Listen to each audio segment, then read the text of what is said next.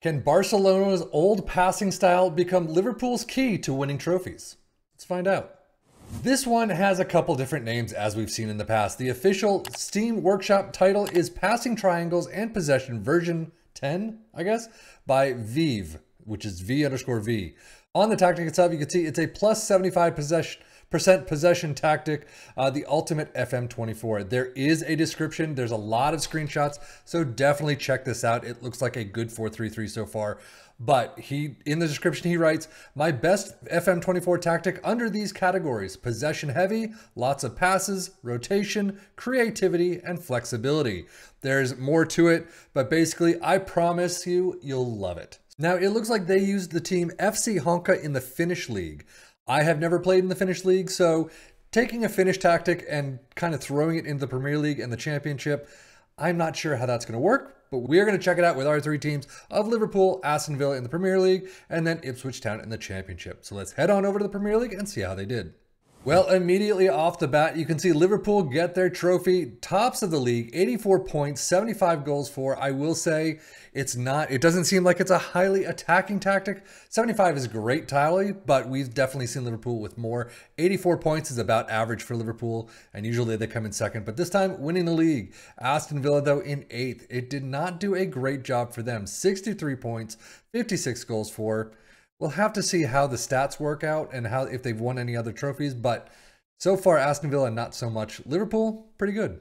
Well, in the domestic cups for Liverpool, unfortunately out immediately against Chelsea, 0-0 in penalties in the EFL Cup third round. We'll see what actually happens this weekend in the EFL Cup final, but FA Cup final in extras 3-1 over Arsenal. They get trophy number 2.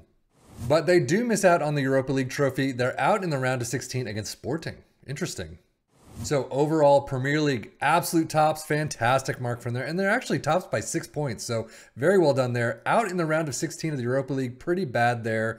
Winners of the FA Cup, fantastic. And then Carabao Cup out immediately. So overall, I'd have to say you get 2 trophies, which is fantastic. But Europa League, only round of 16, and Carabao Cup, third round, that's pretty abysmal. But squad-wise, should look pretty nice, I would hope. Goals, 16. Actually, that's the tops. Goals for Diaz, 16, 14 for Nunez. That is really not a lot of players there, or not a lot of goals there. 14 for Trent, and assist-wise, 13 for Luis Diaz. Luis Diaz having a fantastic season. But Mohamed Salah, 13 goals, 8 assists, but a 7.36, 7.32 for Nunez. I mean, average rating, fantastic, but the goals and assists just aren't there. As we switch over to Aston Villa, yeah, their domestic cup runs really were bad. EFL Cup third round against Manchester United, out. FA Cup, you get through the third round, but you're out against Ipswich Town. So we'll see what happens there. But FA Cup fourth round, 0-1. And the Europa Conference League final, you get so close, but you lose out 1-2 in extras against Fiorentina, who we've seen time and time again. No trophies this season. So overall, I can't say that it was a fantastic tactic for Aston Villa. 8th place in the Premier League, not fantastic there. Runners up in the Conference League, which is great, but the domestic cups, you're out really quickly, and that's just not right. So we'll see if this does any better for the Aston Villa squad than it did for Liverpool, but 24 goals for Ollie Watkins is not a bad tally, 12 for Diaby, and those are the only ones in double digits. And then only 2 in double digits for assist-wise, Douglas Luiz with 13, Moussa Diaby with 10, average rating 7.19 for Moussa Diaby. Overall, yeah, the stats weren't there, but 8th place, what do you expect?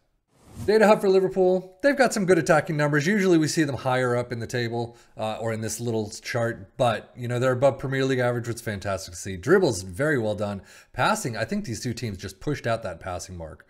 But if we look at Aston Villa, you can see right there again, even more so. Dribbles, and that's really about it. So let's take a look at the Premier League stats, shall we? Most goals, Liverpool in there, 75, down from Chelsea's 78. Fewest shots against Liverpool in 2nd, Aston Villa in 6th.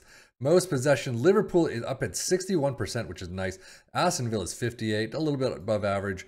Most dribbles made, Liverpool with 731, Aston Villa with 680, so about average there.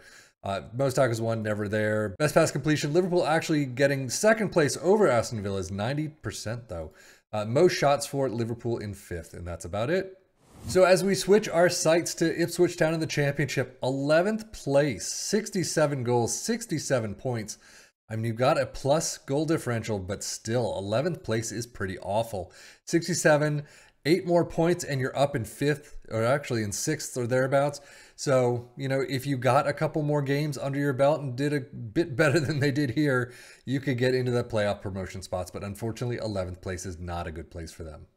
Well, they did lose out in the EFL Cup second round, 0-0 and penalties to Carlisle, and they didn't make it too far after beating Aston Villa in the FA Cup 1-2 in extras against Brentford. So overall, yeah, definitely not a 4-3-3 that worked for Ipswich Town out in the domestic cup somewhat early, I guess, but they're not expected to go far anyway. But 11th place is just not good.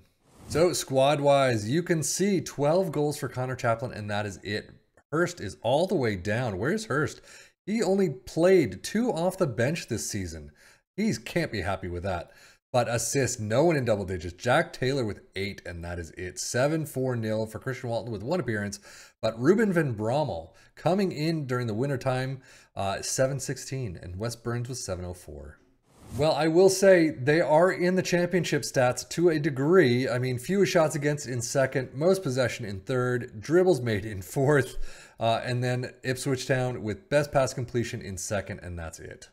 So let's take a look at this tactic. Starting with a sweeper keeper in defend, an inverted fullback in defend on the left, an inverted wingback in support on the right. There is a player instruction there. A central defender in defend next to a ball-playing defender in defend. Deep line playmaker in the DM spot in support. And then on the midfield line, a roaming playmaker in support next to an advanced playmaker in attack. An inside forward in support next to a winger in support on the other side, and then a trequartista in attack up front. Again, there are some individual player instructions, so check that out. Positive mentality.